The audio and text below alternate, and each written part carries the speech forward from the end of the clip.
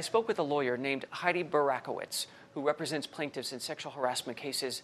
I asked how the legal landscape has changed, if at all, when it comes to presumed innocence, and what she's advising her clients now to do if they are trying to build the strongest case in the current environment.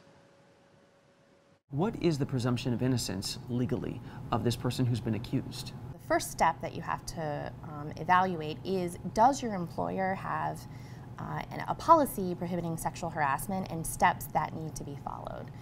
So the employer is not always held liable for the sexual harassment of its employees or even third parties unless it doesn't have a policy or the victim has not taken the steps pursuant to the policy. Meaning you go to HR, you present the evidence, you let them make their determination first. Every policy differs about what the different steps are, who you need to report it to, whether the employer has knowledge and has failed to take reasonable steps to stop the harassment.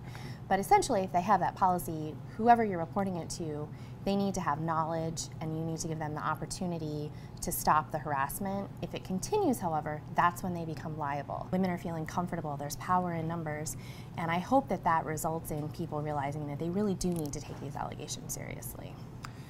Do you think there's any danger that stories or allegations could come forward because there is this tidal wave happening right now, that a few of those cases could come forward and possibly diminish credibility of people who have encountered it because certain cases were not legitimate?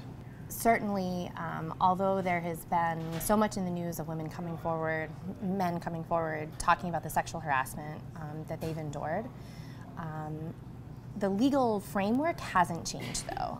If you're going to file a case, you still have to show that you've been subjected to severe or pervasive sexual harassment. You have to meet your prima facie case. Culturally, people might be more open to listening to this, even inclined to believe it. Legally, nothing has changed in that when you walk into that courtroom, that you still have to make your case the same way as you did 41 days ago. That's right. I recently represented a group of about 500 women in a class action sexual harassment case. They all worked for the largest federal prison complex in the country in Coleman, Florida. The inmates were very egregiously sexually harassing them. Off the charts horrible, dramatic consequences for the women who were subjected to it. We were laughed when we first initiated this case and pursued it. We were laughed at by the government, by the employer. No one told us there was no way we could win this case.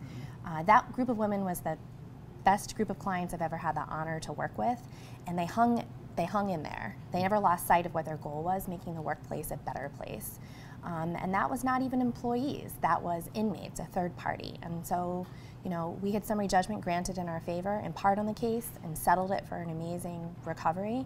If those group of women can fight sexual harassment and prevail, as they did, I don't think there's any workplace where a woman can't fight it and win.